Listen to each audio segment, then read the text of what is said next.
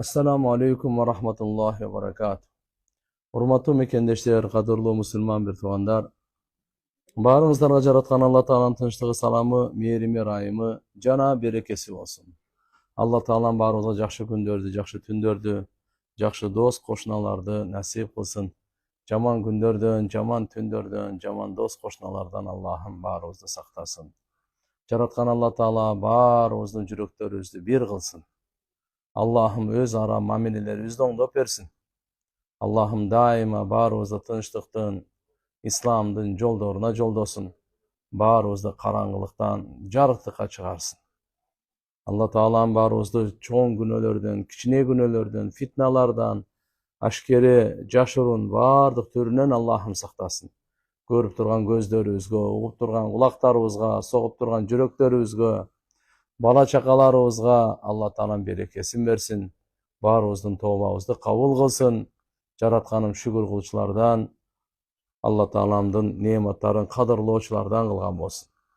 Урматтуу телекөрүүчүлөр, Кур'ан бул Алла Тааланын улуу, акыркы, ыйык, берекелүү китеби.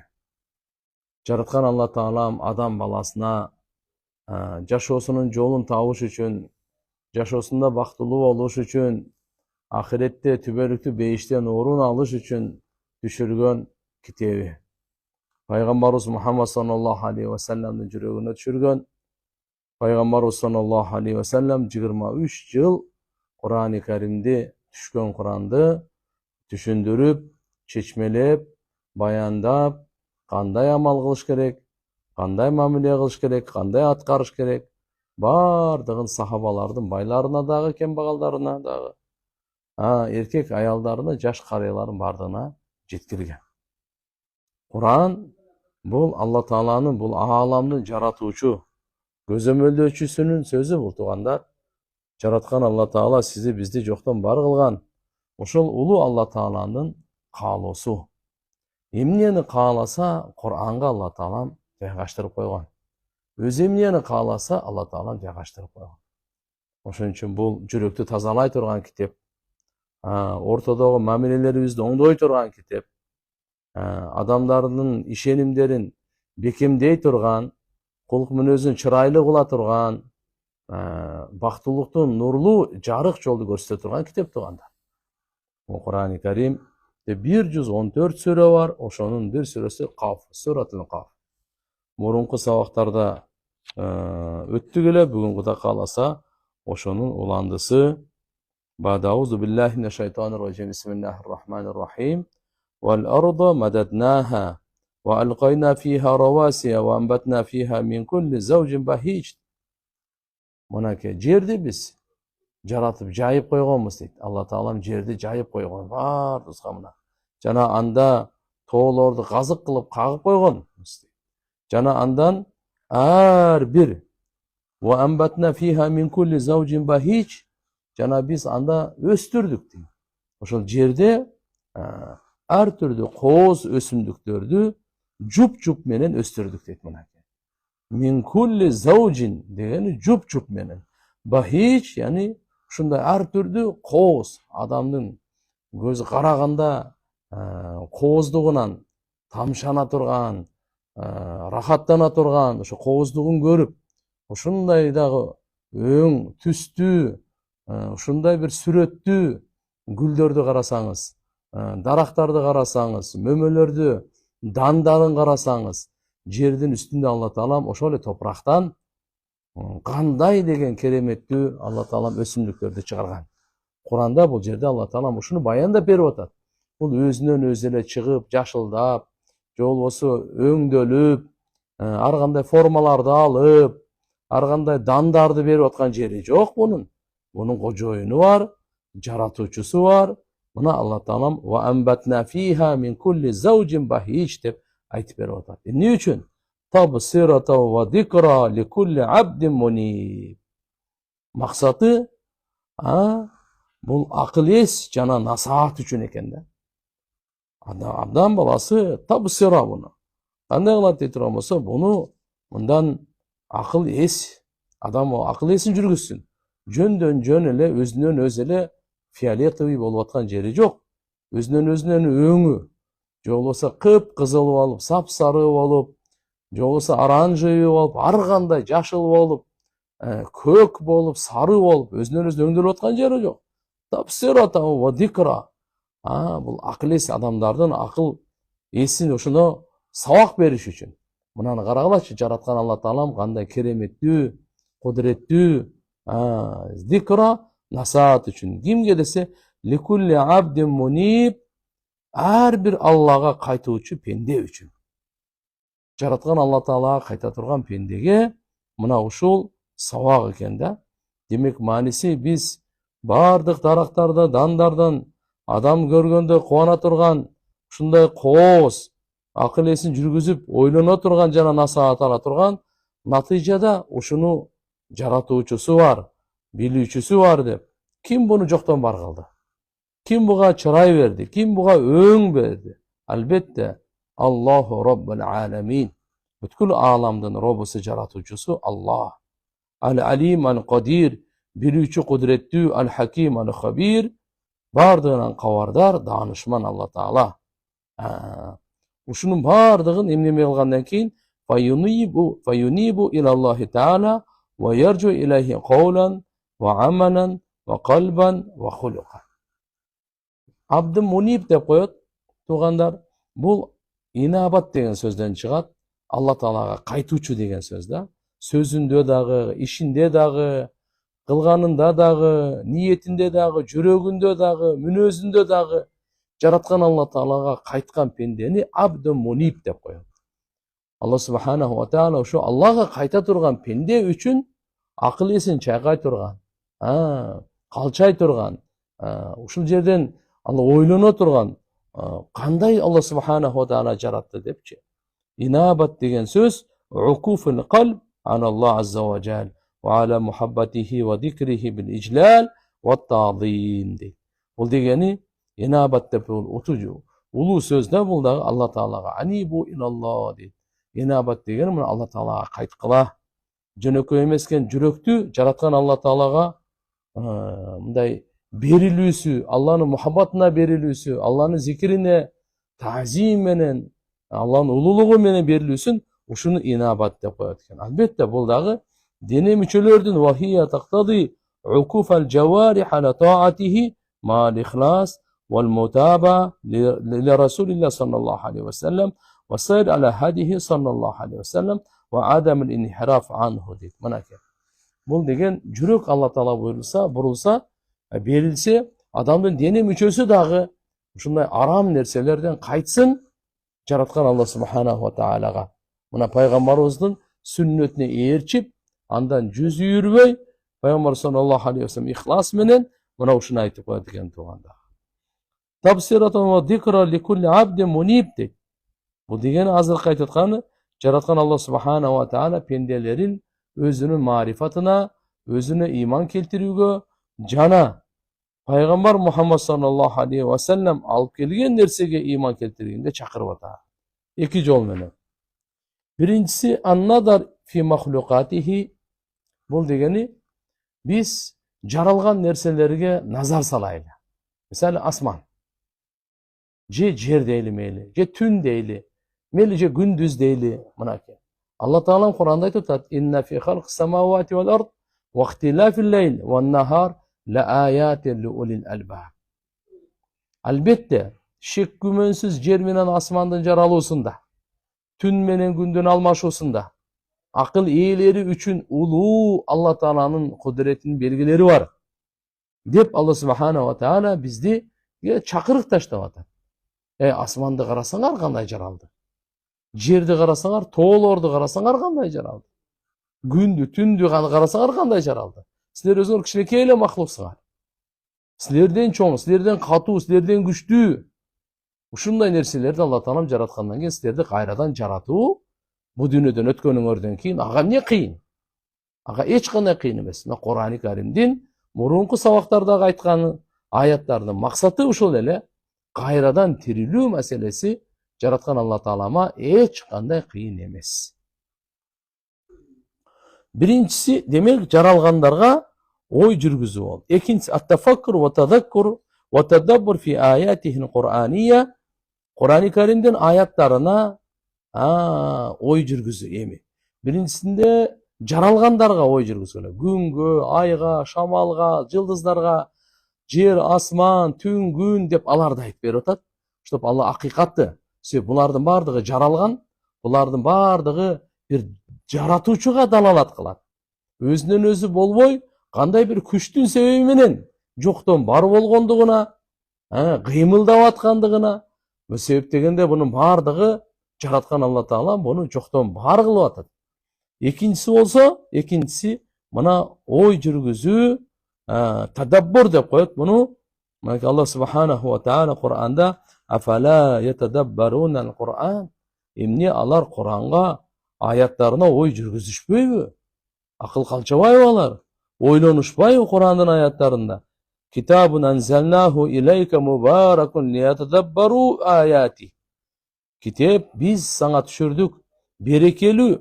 Эмне үчүн? Анын аяттарында адамдар ой жүргүзсүн деп. Анын аяттарында ой жүргүзсүн деп. Мынакей Кур'ан-ы Керимде урматтуу мусулман бир туугандар өтө көп жеринде Алла Таалам чакырык салып таштайт да. Фатабиру я улил абсар, я улил нуха, ва улил албаб. Шулардын баардыгы акыл ээлери, акыл эси барлар, силер кичине ой жүргүзгүлө деп мына Кур'ан-ы Керимде. Кур'ан-ы Керим жөнөкөй эле китеп эмес. Бул акылдуулар үчүн түшүргөн китеп. Ой жүргүзсө, будан ичинен көптөгөн пайдаларды, жолдомолорду, даанышмандыктарды, насааттарды, багыттарды, эмне деген кереметтерди алып чыгат. Кур'ан ушундай китеп. Бардык мамилелерде, мисалы, үй бүлөлүк турмушта болсун, башкаруу, баш ийүү маселеси боюнча болсун, же болбосо ынтымактыкы, аял менен эркектин ортосундагы маселелер болсун, тирүү менен өлүктүн ортосунда, адам менен жаныбардын ортосунда, бардык маселелерде Кур'ан-ы Керим Алла Таалам адилеттүүлүк жана акыйкаттуулук негизинде мынакей силерге биздерге буйруктарды берген да. Санурихим аятина фил афак ва фи анфусихим хатта ятабайна лахум аннахул хак. Биз аларга жакын арада өзүбүздүн кудуретибиздин аят белгилерин көрсөтөбүз. Фил афак мына горизонт, бүткүл ааламда мейкиндикте. Ва фи анфусихим алардын өздөрүнүн заты, өздөрүнүн ичинде. То есть мындайча айтканда өздөрүнүн ден соолугунун, өздөрүнүн ичинде эмне нерсе бар. Биз сырткы көрүнүшүбүз бөлөк. Бирок мына баштын ичинде мээ деген бар. Акыл каякта турат эми? Рух, жан дүйнө каякта турат? Мына ичин карай турган болсок, жүрөктүн соккону, кандын айлангандары, булардын бардыгында Алла Таала айтып атат, биздин өзүбүздүн кудуретибиздин белгилери бар. Вот ошону көрсөтөбүз. Эмне үчүн? Хатта ятабайна лахум, аларга ачык айкын болсун, аннахул хак, жараткан Алла Таала акыйкат экендиги.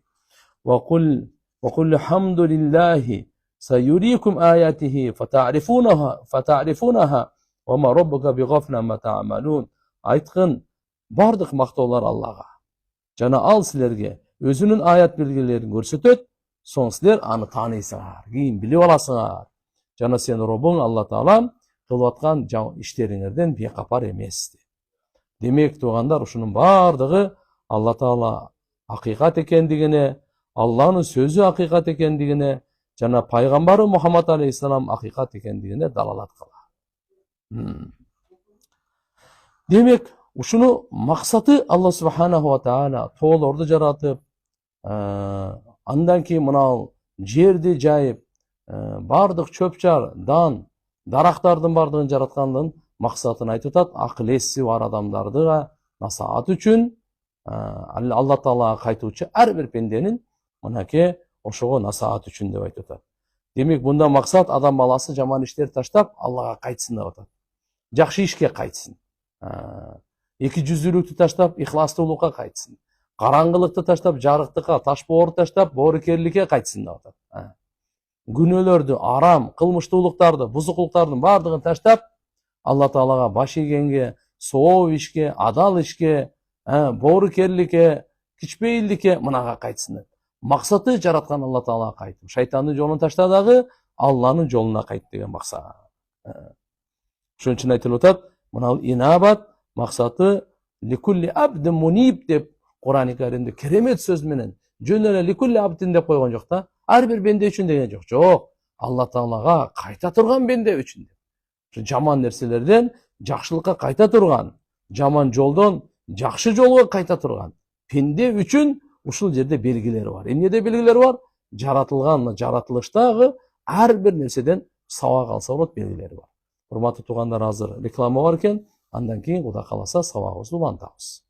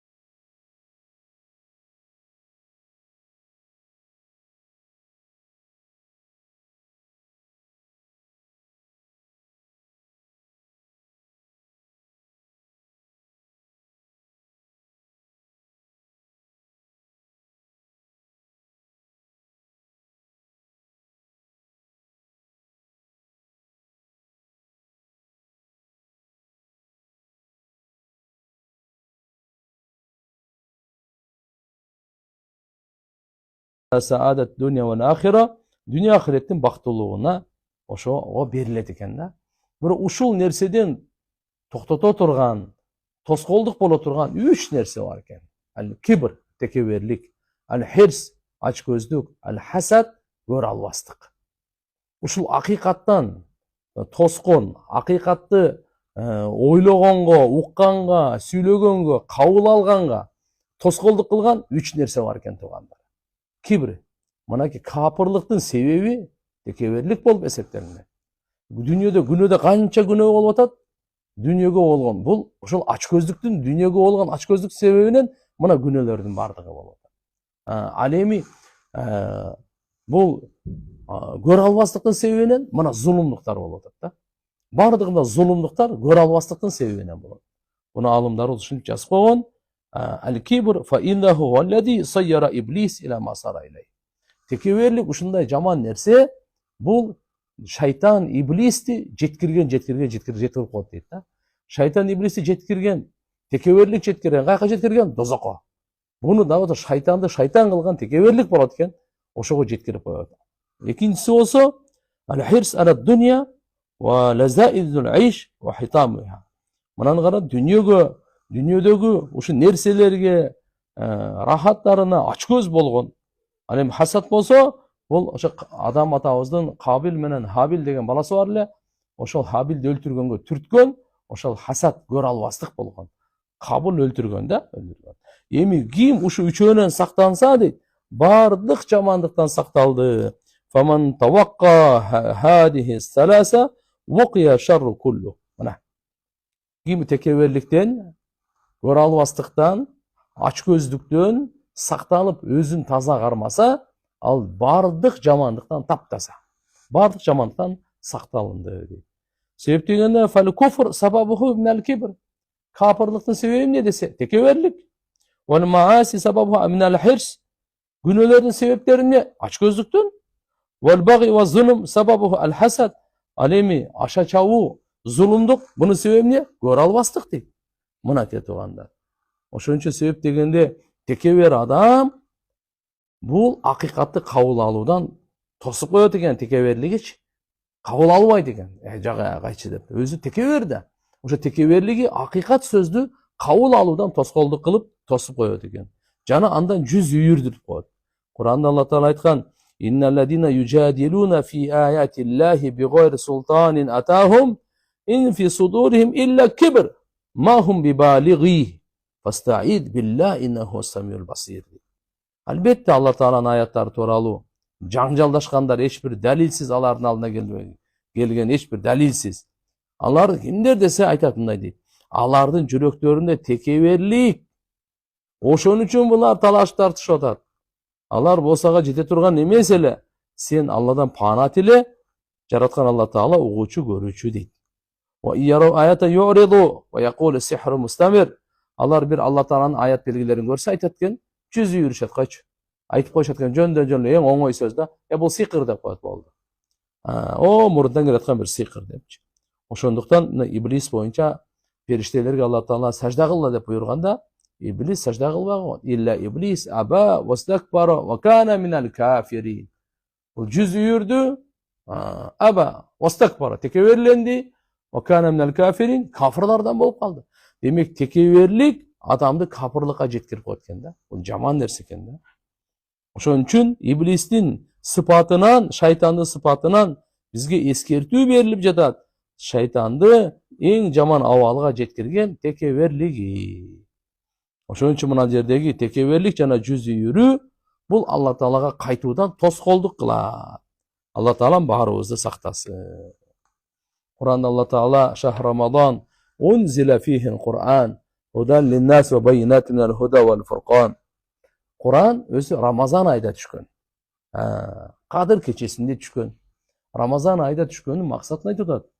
Кур'анда Алла Таала мынакей түшүрүлгөн Рамазан айында анда Кур'ан түшүрүлгөн дейт.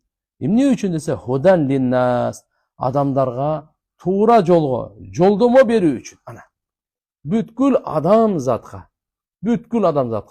бардык бийлерге, байларга, кембагалдарга, эркектерге, аялдарга, кар жаш Баарында. Бүткүл адамзатка Кур'ан-ы Каримде Алла Таалам түшүргөн максаты мынакей адамдарга туура жолго жолдомо берүү үчүн. Туура жолго жолдомо берет экен да Куранчы. Бизди сизди эч качан адашууга, туура эмес жакка кетүүгө Куран койбойт. Жок, Куранды карай турган болсок, бардык адамзатты туура жолго жолдомо берүү үчүн түшүрүлгөн. Экинчиси, ва байинати минал худа вал фуркан. Жана ачык айкын далилдерди көрсөтүү үчүн, туура жол табууга жана акыйкатты жалгандан ажыратууга. Ана. Экинчи Кур'ан-ы Каримдин максаты биринчиси эмне дедик? Биринчиси адамдарга туура жолго жолдомо берүү үчүн болду. Экинчиси болсо байинат ачык айкын далилдерди көрсөтүш үчүн. Куранды окуса адам ачык айкын далилдерди көрөт, далилдерди түшүнөт. Эмне десе туура жолго табууга ачык айкын далилдери бар. Минал худа, туура жол табууга ачык айкын далилдери бар. Вал фуркан, акыйкатты жалгандан ажыратканга дагы ачык айкын далилдери бар. Кур'ан-ы Каримде адам баласы ошон үчүн окуп туруш керек экен. Адам өлгөндө эле эмес, адам баласы бул жашоонун системасы. Жашоонун мынакей машаалла жобосу десек болот, жашоонун багыты десек болот. Бардыгынан акыйкаттуулукту, чынчылдыкты, уяттуулукту, жөнөкөйлүктү, адилеттүүлүктү Кур'ан-ы Карим баяндагандай, чакыргандай бир дагы ааламда мындай китеп жок. Анткени бул жараткан Алла Тааланын акыркы китеби, бурмаланбай турган, өзгөрбөй турган. Мынакей туугандар, Алла субхана ва таала эмне деп атат? Худан лил муттакин. Кур'ан-ы Карим такваларга жолдомо, жол көрсөтө турган. Кур'анда Алла субхана ва таала айтат: "Ва наззална минас самаи маан мубаракан, фаанбатна бихи джаннати ва хаббал хасид." Жана биз асмандан, ванзална минас самаи, асмандан маан мубаракан, берекелүү суу түшүрдүк дейт Алла Таала. Фаанбатна бихи, ошо суу аркылуу биз өстүрдүк жаннат, бактарактарды, ва хаббал хасид, оорула турган дандарды. Оорула турган дандар, бугдай болобу, арпа болобу, ана оорула турган дандарды Алла субхана ва таала чыгартып берип атабыз дейт. Анакей кандай бактарактарды чыгарып атабыз дейт. Асмандан жамгыр, ошол берекелүү жамгыр деп Алла Таала айтып атат. Минас самаи маан мубаракан. Кандай береке? Жерден машаалла ар кандай дарактарды, бактарды Алла Таалам чыгарып, чөп-чарларды эми айтпаңыз. Дүйнөдө азыр баарды канча дары-дармек бар. Өзүңүздөр билесиздер. Ушунун баарды каяктан? Чөп-чардан. Ана кичине химия кошот. Аз-мазда бир нерселерди кошумчалап кошуп туруп эле, мына баш оорунуку, бул ичи оорунуку, бул дагы паланча оорунуку, тигиндей мындай. Бардыгы чөп-чардан каяктан? Абадан алабызбы? Жок, бардыгы ушу жерден өскөн чөп-чарлардан, ар жагы дандарынан, ошондой эле алхамдулилля тамырларынан, жана мынакей башка. Не дейт? Ван-нахла басиқатин лаха тал'ун надид. Жана курманы Алла субханаху ва таала. Дарактуу курмаларды Алла Таалам түшүрдү баса. Жиш мөмөлү, катарлаш өскөн бийик басиқат лаха тал'ун надид. Жиш мөмөлү, катарлаш өскөн бийик ошондойлардын баарын жаратып койдук дейт. Демек Алла субхана ва таала биз ошондой эле өстүрдүк курма дарактарды, дарактуу курмаларды мынакей. Алар жиш мөмөлү экен, катарлаш өскөн бийик болгон. Ризкан лил ибад, пенделерге ырыскы берүү үчүн. Ва ахяйна бихи балдатан майта, жана биз ошондой эле ал жамгырдын суусу аркылуу жансыз шаарды тирилттик, жандандырдык дейт. Караңыздар, мына тоолордо карасаңыздар, жансыз эч нерсе өспөй калганда, жамгырды Алла Таалам жаадырып, ошо берекелүү суу аркылуу жанданып кетет экен. Көзүбүз менен көрүп турабыз. Балдатан майта дейт, жансыз шаарды кадаликал хуруж, мына кудум ушундай болот, кайрадан кабырдан чыгуу. Хуруж деген чыгуу. Кудум ушундай болот, кадалика хуруж чыгуу. Каяктан десе, кабырдан чыгуу. Кудум ушундай. Бул эмнени айтып атат? Alloh subhanahu va taala bizga savoq berib o'tadi. Sizlar jo'q elеңер, mınaki emi sizlardan bo'lsa, mınaki jo'qdan bar qilib, bardan qayra jo'q qilib qayra bar qilib Alloh taolo bu qiyin emas. Asmandan mınaki jamg'ir jadırib, shu yerning ostindagılardan bardığını chiqarib bergan qilayotganda, sizlarni da ertaga Alloh taolo shuni yerdan qayra chiqaradi deydi.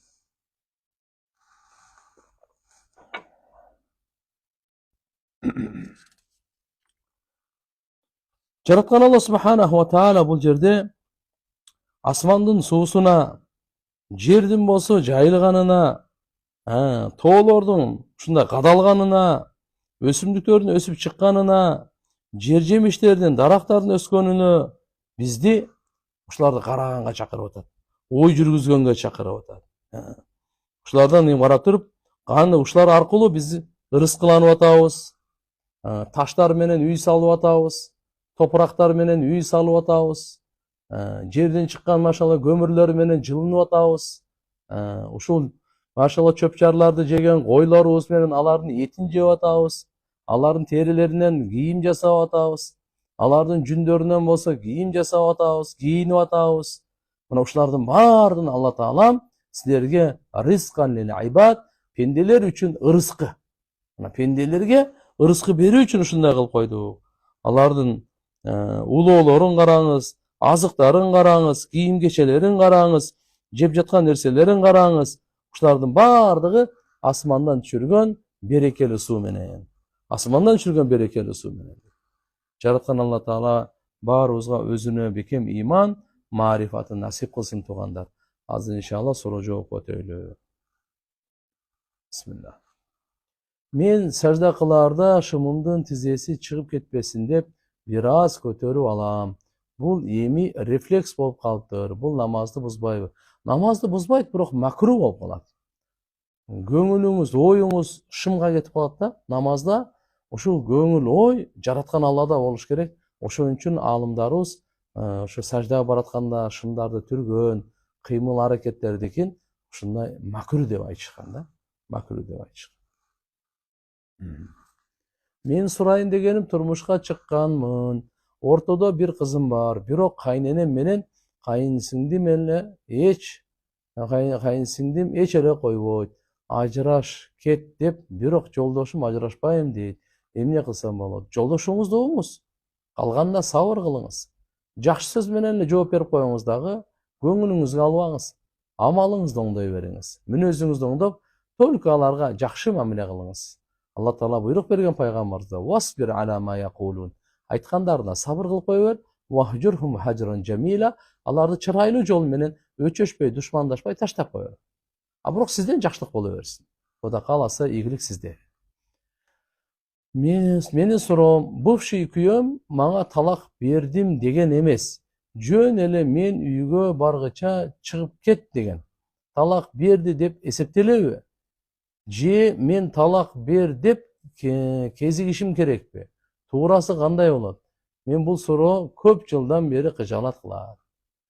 Мына жөн эле үйдөн чыгып кет, баргычакта үйдөн чыгып кет деген болсо, күйөөңүздөн сурашыңыз керек барыбир. Жүрөгүндө ажырашуу, талак берүү болсо, талак түшөт. Эгерде жөн эле ачууланып эле айтып, ажырашуу, талак берүү менин ниетимде жок эле десе, анда талак түшпөйт, нике бар болуп эсептелинет. Ошол эми күйөөнүн ниетин билиш керек. Ошодон сураңыз же сураттырыңыз. Карындаштарым бар, алардын тарбиясына аралашсам, өгөй атам жаман көрөт. Мен динди жеткиргенге аракет кылып айтып турам, туура эле, өтө туура. Сиздин карындашыңыз алар. Белек бекче менен, жумшак сөз менен, кичипейилдик менен насаатыңызды токтотпоңуз. Дайым айта бериңиз. Эгер жолдошум менин дейишке киришимди каалабаса, ал адам менен жашай бер. Менин ахирет тагдырыма зыян тийгизбейби? Же андан алыстоо акыйкат жолбу?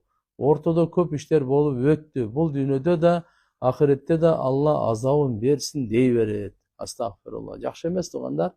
Каргыш бул жакшылык алып барбайт. Тил деген сөккөн, каргаган жакшылык алып барбайт. Ана мына жердеги бейиште киргенге каалайбы каалабайбы ол пендени чечпейт ал. Ал бейишке ким кирет, дозокко ким кирет, бейишти дозокту жаратуучу Алла Таала чечет аны. Албетте биз ушуга буйрулганбыз. Алла Таалага кулчулук кылып, пенделерге жакшылык кыла беребиз. Сизден Алла разы болсун, рахмат сором. Eski dua бар дейт менде. 3 айдан бери башым ооруп жакшы боло албай жатам. Кайсыл сүрөлөрдү окуп тазаланыш керек? Айтып коюңузчу сураныч. Балдарыма бата берип коюңузчу сураныч. Сиз мындай кылыңыз. Ихлас Фалак Насты чын жүрөктөн таарат алып окуп дем сала бериңиз. Өзүңүзгө Ихлас Фалак Нас 3төн Фатиханы кошо. Алла Таалам толук туруктуу шифасын берсин. Жараткан Алла Таалам өзү кабыл кылсын. Бала чакаңызга да Алла Таалам ыйманды кылсын. Азыр дагы реклама бар экен, андан кийин улантабыз буюрса.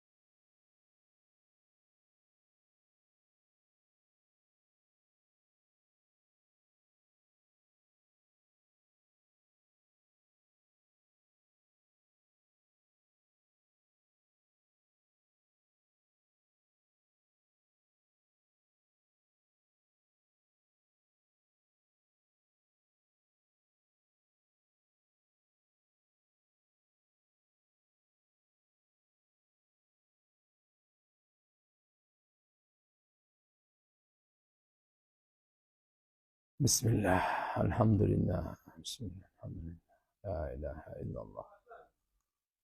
Bismillahirrahmanirrahim, elhamdülillah, ussalatu wassalamu ala rasulillah, amma ba'd.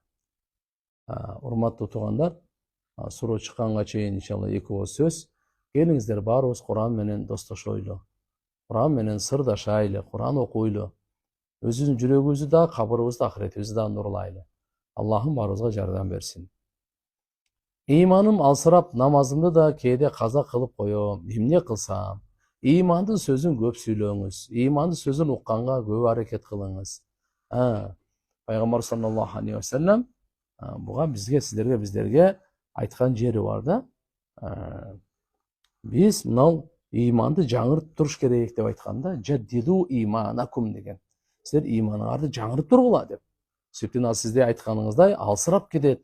Иман алсыраса, намаз да алсырайт, бардык ибадаттар алсырайт.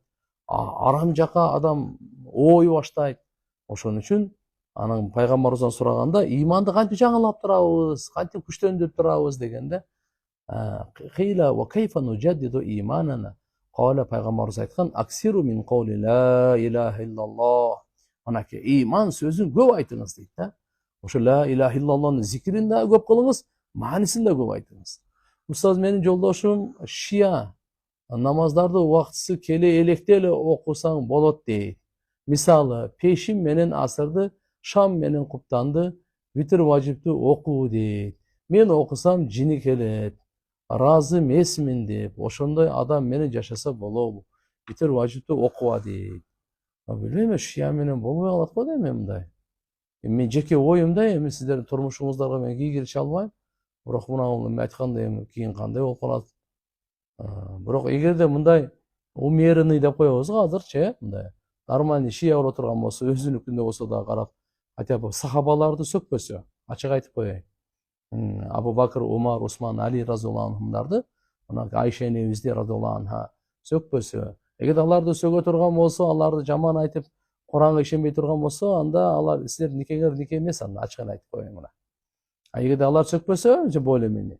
Бирок сиздин намазыңызга 5 убак ар бир намаз, ар бир өзүнүн убагында фарыз кылынган да. 5 убак намаз өзүнүн убагында. Инна сала канат алал муъминина китаба мавкута. Кур'ан-ы Каримде ачык айтып койгон бул. Assalamu alaikum ustaz. Wa alaikum assalam. Менин апам, эжем экөөбүзгө ар кандай мамиле кылат. Эмне кылсам болот? Ал кандай деген? Менин апам, эжем экөөбүзгө ар кандай мамиле кылат. Кандай кылсам болот? Апага эч нерсе дебеңиз. Акыңыз жок. Ошон үчүн жакшы мамиле кыла бериңиз. бутун кармап, көңүлүн таап, эгерде эжеңизге жакшы мамиле кылып, сизге мындай мамиле кылып койсочу, ага көңүлүңүзгө албаңыз. Бирок ата-энелерге эскертүү, балдардын ортосунда адилеттүү болуш керек. Пайгамбарыбыз саллаллаху алейхи ва саллям буйруган, балдарыңардын ортосунда адилеттүү болгула деген. Бардык балдар бирдей. Бардыгына сүйүү, бардыгына көңүл, бардыгына нерсе буюм тегиз болуш керек туугандар. Адилеттүүлүк үйдөн башталат. Биз айтып атпайбызбы азыр? Бийликтен талап кылып, адилеттүүлүк ана мына деп. Биринчи үйдөн башта адилеттүүсүнү же жокпу? Анан акырындан Кудай кааласа. Ошон үчүн туугандар мына. Сиз бирок эгерде сизге да мындайраак башка мамиле кылып, эжеңизге башка мамиле кыла берсе, сиз ага каяш айтып, жүрөгүңүзгө бир капа алып, кек сактап, жаман көрүп андай кылбаңыз. Жакшы мамиле кыла бересиз, Кудай кааласа, учурда настроениясы жакшы болуп калганда айтып коюңуз. Апа, мындай депчи, Кудай кааласа, анан иншалла жакшы болуп кетет. Намаз окуумда аркамда бирдеме тургандай коркуу сезими болуп жатат. Намазымды толук шартта окуй албай атамын. Эмне кылсам болот? Жок, иншалла. Свет намазып алыңыз, эгерде чочуласаңыз, эч кыжалат болбой окуңуз. Намаз окугандан мурда Аузу биллахи минаш шайтанир раджимди бир топ жолу окуп, 7 жолу, 9 жолу окуп, 11 жолу окуп, анан шашылбай намазды баштаңыз. Кудай кааласа, аркаңызда ушундай бир нерсе де сезилбей калат. Сыйкырды кантип жандырат? Биздин туугандарда бир аял дайыма окуйт. Үй бүлөбүзгө, кичинекей балдарга да окуп, не кылса болот? Кыйын, энеме, коркунучтар көрүнүп катат. Сыйкырды жандыра турган, жок кыла турган Бакара сүрө. Пайгамбарыбыз айткан, кимде ким Бакара сүрөсүн окуса, ага эч кандай сыйкыр үстөмдүү болуп тийише албайт, тие албайт, таасири тийбейт. Бакара сүрөсү узунураак сүрө бирок. Бул бир. Экинчиси, мынакей Фатиха, Ихлас, Фалак, Настарды дайыма окуп жүрүңүз. Ушу жандырат. Ихлас менен окуңуз, бирок мындай берилип окуңуз. Күмөн менен, шек менен окубаңыз. Тажрыйба кылып көрөйүнчү деп окубаңыз. Сиз окуганда бекем пайгамбарыбыз айтканбы, Фалак, Насты 3төн окуңуз, сыйкыр талкалайт. Жөн эле. Анан эми ким сыйкыр менен заниматься эткан болсо, угуп алсын. Имандан ажырап кала турган коркунучу бар. Өтө чоң азап, чоң күнөө. Ошон үчүн бирөөнү эч качан сыйкырлабасын. Акчага дагы, жөнөкөй дагы, көрө албастык менен дагы бул арам нерсени таштап тооба кылсын. Кокустан ушу бойдон өлүм келип кала турган болсо чатак болот. Банкка депозитке акча салса болобу? Ислам принцип каржылоолору боло турган болсо, болот. Ислам принцип каржылоолору менен музараба деп коет. Ошолорго депозиттин аты башкача. Ошолор менен сүйлөшүп салсаңыз болот. Ислам принцип каржылоолорун маалымат, ошону аныктаңыз, барбы жокпу. Мен эмне үчүн намаз окуп жатканда адамга кайра эле эсинө келе берет. Жооп берип койсоңуз жакшы болот эле. Алла ыраазы болсун. Бул шайтандан. Чүчкүргөн периштеден адам эстеп оозун ачканы, эсинөсү бул шайтандан. Ошо намазда көп келип калган учуру, ошондо сөзсүз мына сол кол эмес, оң колуңуздун арты жагы менен мындай жаап коесуз. Аны окуй бериңиз, көңүл бурбаңыз, уланта бериңиз. Акырын барып бул кетип калат. Сизди ушу адаштырганга, алаксытканга, алсыратканга ушу таштаган азгырыгы, шайтандын таштаган азгырыгы бул. Шүгүр, биздин 3 кызыбыз бар. Соранарым бизге уулду болсун деп дуа кылып коесуздарбы? Машалла, баарыбыз мына телевидениени көрүп аткандарыбыз дуа кылайлы. Сиздерге Алла Таалам уул перзенттерди берсин. Робби хабли мин ладунка зурриятан тойиба деген дуаны окуңуз дагы уулду ниет кылыңыз. Салам алейкум. Шабашка арамбы? Кандай мисалы аны жол жобосун айтып бериңиз эми, шабашкаңызды кандай болот экен? Ортодо кандай бир акча таба турган болсо, кандайдыр бир риск, жоопкерчиликтин негизинде ал кандай адал арам эмес ал. Башка түрлөрү да болуп калышы мүмкүн. Ошон үчүн сиз мага сүрөтүн айтып бериңиз, мен сизге жол жобосун айтып берейин. Буйруса намазды үйрөнүп келатам. Сурайын дегеним, намазда зикир жок кабыл болобу же болбойбу? Кандай намазда зикир бар да? Сиз баягы оюңузча намазды окуп бүткөндөн кийин субханалла, алхамдулилля ушу зикирди айтып атсаңыз керек деп ойлойм. Бирок Алла Таала билет, менин ошол эгерде ошол суроо болсо, Namaz ассаламу алейкум менен бүтөт. Андан кийинкилери зикирлер, Куран окуу, салават, дуалардын бардыгы намаздын ичинде эмес. Бул сыртындагы сүннөттөр катары эсептелинет. Албетте намаздын кабыл болушу Аллаху акбардан ассаламу алейкумга чейин намазды буза турган нерседен сактанса эле намаз кабыл болот иншалла. Өтө көп карыз болуп кеттим. Кантип кутулуу дуасын окуса болот? Илим бираз бар, бирок намазды тургуза албай жатам. Аха, илимиңиз барып анан намазды окубасаңыз, каяктан карыздан кутуласыз? Карыздан кутулуу үчүн биринчи күнөөлөрдү ташташ керек. Биринчи угуп алыңыз. Экинчи фарыздарды аткарыш керек. Анан дуа кылсаңыз, дуанын таасири тиет. Аллахумма кфини би халалика ан харамик ва агдини би фадлика амман сивак деген дуа Атайып пайгамбарыбыздан айтылган. Карызыңыз тоодай болсо да кутуласыз, бирок азыркы эки шарт менен. Күнөөлөрдү таштаңыз, арам жүргөн, арам сүйлөгөн, арам нерселерди кылган, арам жака баскандын баарын таштап, эми эки фарыздарды аткарыңыз. Фарыздарды. Алланын фарыздары 5 убакыт намаз, чын сүйлөгөн, аманаткөй, мыналардын бардыгын. Анан ушу дуаны окусаңыз, Кудай кааласа, мээнетиңизге Кудайым береке берет да, оңой эле кутулуп кетесиз. Эжеме дуа кылып коесузбу? 2 күн мурда денеси 99% күйүп кетти, кокустук болуп, бензин өрттөнүп кетип. Азыр абалы оор. Дуа кылып коюңузчу. Аллахым шифасын берсин. Аллаху акбар. Аллахумма шфиха шифаан камилан, ажилан, мустамиран, сакайып кетсин. Кудайдын колунда бардыгы. Иншалла. Сиздер дагы дем салып тургула. Кичине кан чыгарып койгула эгерде колуңардан келсечи, мүмкүнчүлүк болсо. Assalamu alaikum, кандайсыңар? Мен атам көп жылдан бери ичет, дем салдырсак болбой жатат. Үй бүлө апамдар тажапты, чектен чыгып кетти. Буну дем салдырган менен эле жетишпейт. Себеп кайра эле үйгө келет дагы баягы чөйрө бар да. Чөйрө бар, достору бар, да чок ичкендери бар. Буну сиздерчи эң жакшы бир адам сөз кошуп, соо кезинде жакшынакай түшүндүрүп, эптеп бир дааватка алып чыгып кеткиле, узак жака. Башка областка кетип калыш керек да. 40 күн алып жүргүлө жакшынакай жанында, жакшы сөздөр менен курсагын тойгозуп, анан Алладан ыйлап дуа кылып, Кудайым буйрса иншалла. Мүмкүн кээ бирлерде көбүнчө мына ушундай чыккандар 40 күндөн кийин жакшы болуп кетет. Анча-мынчаларында келгенден кийин дагы узартып, ушу чөйрөдөн баягы арактан жана чөйрөсүнөн, арактын чөйрөсүнөн узак кылыш керек да. Ошондо Кудай кааласа иншалла таасири тиет.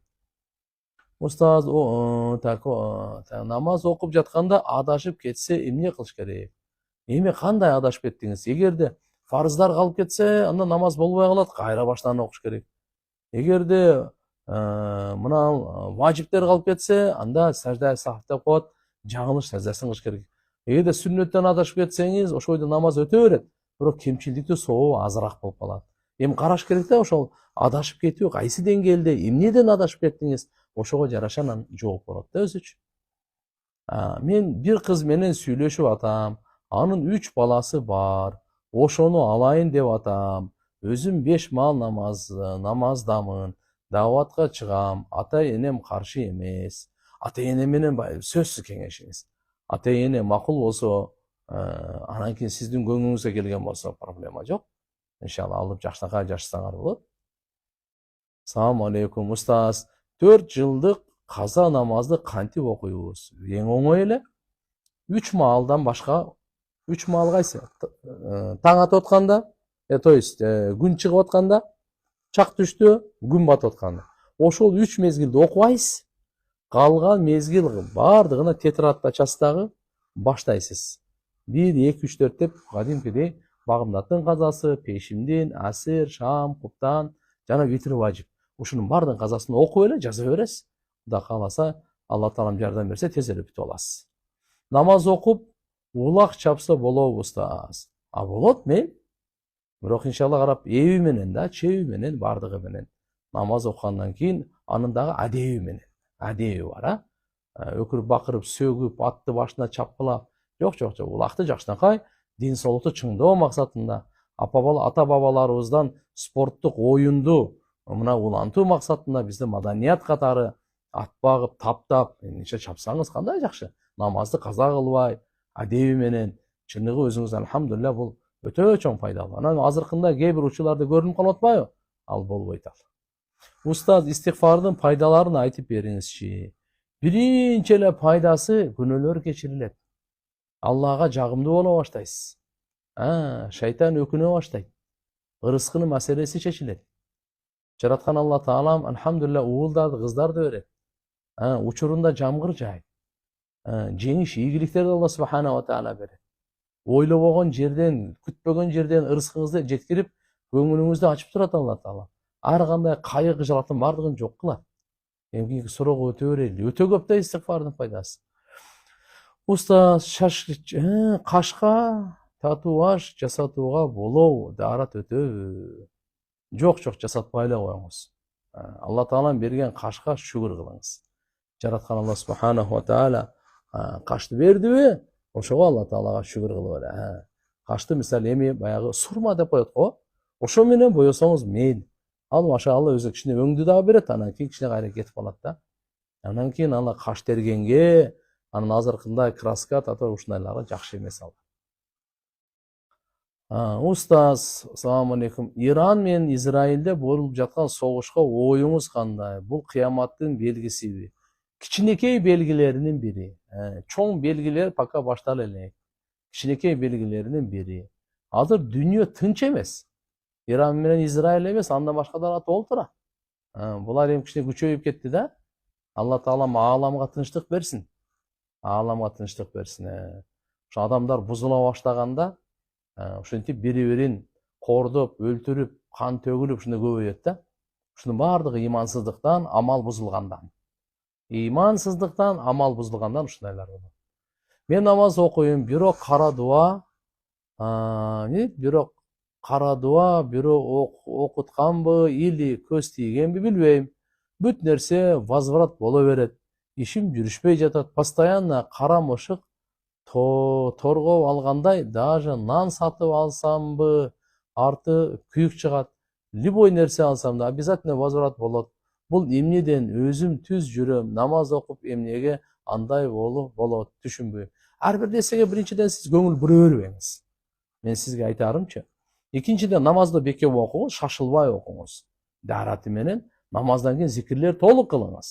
Anan alganda bir oldina ala kishine qarab nima qilib bismillah deb, anan hozirqiday azg'iriqlarga jo'ndan-jo'ndan guman, vahimalar borda, o'shalarga ko'p berilaveramiz. Sarqi kechki emi payg'ambarimizning sunnat duolarini jattangiz, bismillah deb boshlang'iz, bismillahning berekasi bilan hozirqi siz aytgandan mazvarat bir barakatning bardigi jo'q bo'ladi. Har bir narsaga bismillah. Kechinde uyda yapganda eshikni bismillah, idish oyoqlar toza juvib turib, ustin bismillah. Jatag'ida to'shakni bismillah deb kichkina qo'lingiz bilan qag'ib, bir narsa olayotganda, aqsha olib berayotganda bismillah, bir narsa buyum olayotganda bismillah. Bismillahni aytingiz, xudo qalasa bo'ladi. Maqsad aka qara duo, ko'z tiyib ketiradi deb Qur'ondan oyatlarin qog'ozga yozilgan deb reklama qilib sotib жатат. O'shoni olib ichsa, jese bo'ladi. Yaxshi emas, o'zi tuzdan tuz bunday dem saldirsa bo'ladi. Ana suvga olib içse dağı var. Suga alıp turup oşol ayatlar var go, ayatты misal siyasi suga ketет dağı dem salıngan. Oşo menen içse dağı bolot. Бирок ушуну bir kesip кылып акча таап алган, акчага таба турган kesip кылып алган бул жакшы эмес да туугандар. Урматтуу телекөрүүчүлөр, кадырлуу мусулман бир туугандар, Алла таалам ынтымагыбызды бекем кылсын. Элибизди, журтубузду, мамлекетибизди алам тынч эмес учурунда Алла таалам бардык жамандыктан сактасын. Аламга тынчтык берсин. Keyinki görüşkөнчө амандык алыңыздар. Assalamu alaikum ve rahmetullahi ve berekatuhu.